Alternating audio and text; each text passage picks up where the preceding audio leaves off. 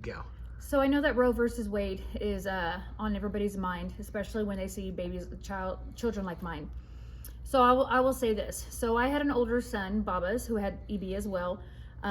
We just don't have the video and pictures that we did of Babas that like we do with Marky, and he lived a lot. He only lived 14 years.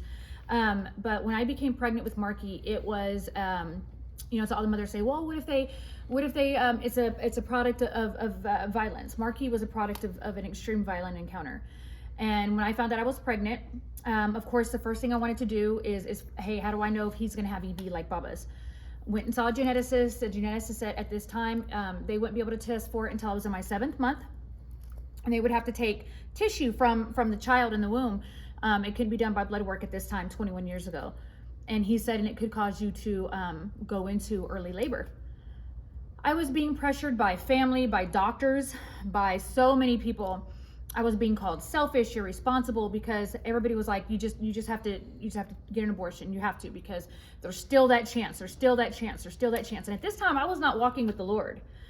So it wasn't coming from a faith-based, it was coming from a deep, deep maternal need to protect the child inside of my body, whether it was by an act of violence or whether this child was if the doctor had told me, yes, Marky's going to be born, but he's only going to survive an hour, I still would have went through with the pregnancy. I still would have. And I don't regret it, not one single bit, ever do I regret going through with the pregnancy with Marky. And if I was to get pregnant tomorrow, I would still go through the pregnancy. Even if the doctor told me that 100% he's going to be born with EB, I would still have that baby, because they do have a quality of life. Marky's quality of life touched millions. He had such an amazing quality of life that people came to know Christ through his story. That he was able to go all over the United States because people just wanted to meet this boy that everybody told me I needed to abort.